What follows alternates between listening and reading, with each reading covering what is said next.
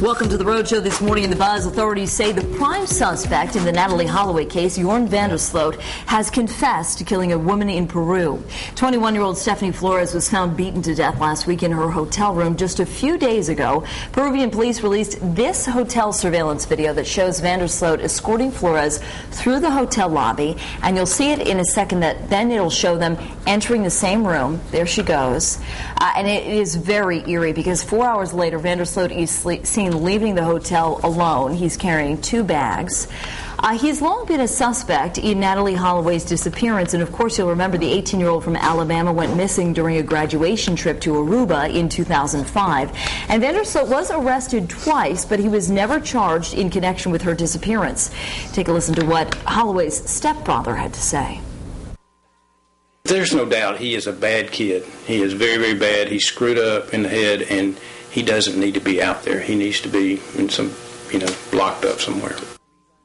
Van der Sloot will reportedly return to the scene of the crime today to reconstruct what happened. And Ben, Patrick and I were talking about it early on the news show this morning, that it's eerie to know you're watching this young woman walk into a hotel room, that door closes, and you know that she will never walk out of there alive. Yeah, the whole thing is eerie. I mean, first off, it was the Natalie Holloway case from the beginning. He told the story that she was dead on the beach, and then her friends took her out to sea, and and then he said he was lying. They let him go there. It happened twice.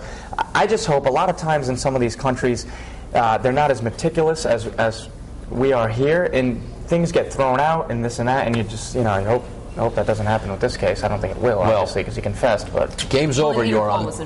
Game over, Joran. And the fact that this happened 5 years to the day after allegedly being involved in the Natalie Holloway disappearance is, let's put it this way. It has all of the makings and the characteristics of a serial killer. For someone to, if it is premeditated, and it is way too coincidental for this to happen.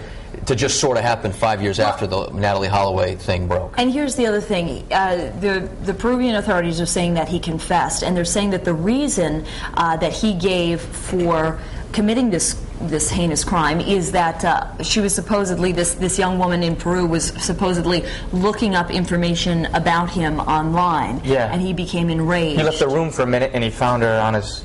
It's almost like a movie. Looking up all this information. He has rage problems. He's done interviews with some stations, and he's thrown stuff and walked off sets and broken stuff, and he's got demons. What's scary too is his physicality has sort of evolved as well. When they were talking about the Natalie Holloway case, you saw this kid. He just looked like a kid. He looked like baby-faced and well-groomed, clean-cut. And as the years have worn on, there is something more sinister in his look, which I know is not an indication that he's done anything, but it's just interesting that he has evolved in a way that he looks the part this time. He didn't really. His anger seems to be evident in, like you said, in different interviews, and also just in his general demeanor. He carries it on him. You got to remember too, there's an extortion case involved here as well. That he tried to extort money, or was in the process of extorting money from Holloway's family to, I can give you a little more information about where your daughter might be if you pay me $100,000. $250,000. Whatever it was. Right. So, I'm just glad he's off the street, and that there won't. It's terrible, obviously, that there's 2 victims. Just think about, there could have been many, many more, and the guy he's got some issues. Now, although he is still innocent until proven guilty in the Natalie Holloway case, if he was involved and he does know where she is, it would be very meaningful, I can only imagine, for the family to be able to finally have, they had no burial, they had no, Just to have that closure, obviously it's not going to bring her back, but I'm sure as parents that would... to know the story of what really happened. Well, Courtney, I want to throw it over to you because certainly as I was out and about yesterday, this is what people were talking about. Just shock over this confession. Especially so few days after that this all happened. And some of our bloggers and Facebook friends are weighing in, thinking, what's going to happen after this with Natalie Holloway's case. So we've got some comments from them this morning. This first one's from Joseph, and he says, I don't think this arrest will lead to any new evidence in the Holloway case, and a confession is very unlikely, but this arrest will bring hope and justice to the Holloway family, even if it's not for their daughter. And then Erin says she hopes so for the family. He hasn't admitted to anything so far, so maybe this is a good sign.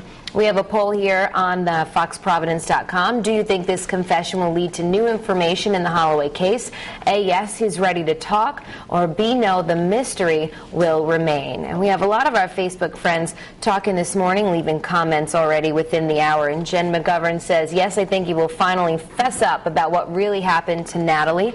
Sean Furlong says, even if he doesn't, justice is justice one way or another. He's going to jail this time. And Lauren Silva says, yes, I think he finally will admit to everything. She says, what else does he have to lose? So if you are on the fence this morning or want to weigh in and vote in the poll, you can do so. In about a half hour, we'll reveal those results. But for now, we're going to head back into the